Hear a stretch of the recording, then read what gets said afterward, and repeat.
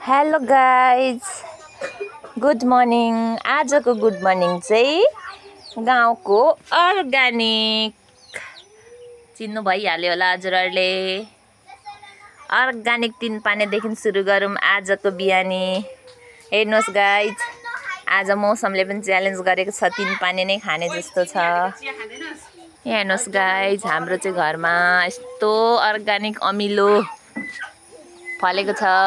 आछि पानी आयो। यस्तो लटरम्म अमिलो फलेको छ साथीहरू। हजुरहरूलाई मन परेको छ भने कमेन्ट गर्नु होला। हजुरहरूलाई डेलिभरी हुनेछ, होम डेलिभरी। हेर्नुहोस्, अकबरे चाहिँ नि भर्खर बच्चा जन्माउँदैछ। अकबरेले चाहिँ हो, अकबरेको माउ चाहिँ यहाँ छ। भर्खर अकबरेले चाहिँ बच्चा दिँदैछ साथीहरू।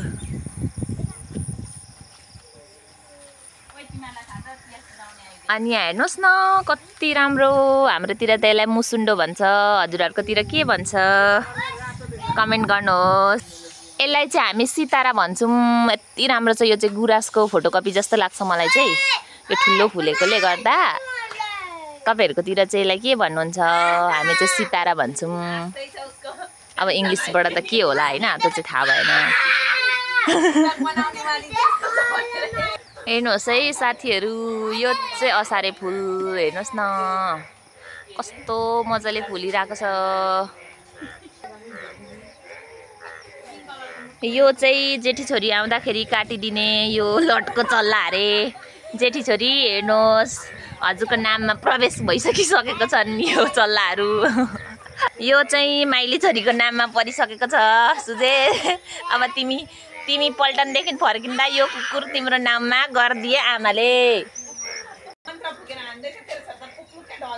यहाँ हेर्नुहोस् न साथीहरू, अर्ग्यानिक मसरुम, अर्ग्यानिक च्याउ। यो चाहिँ परालको च्याउ भन्छ हाम्रोतिर चाहिँ हैन। हाम्रोमा कति धेरै हुन्छ। आज बिहानको आजको लटको टिपेको।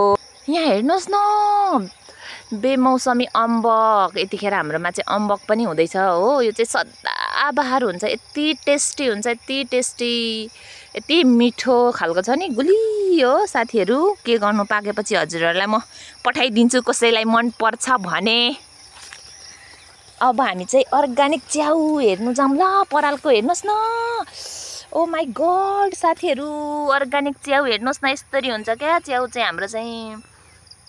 यसलाई चाहिँ भन्छ परालको च्याउ।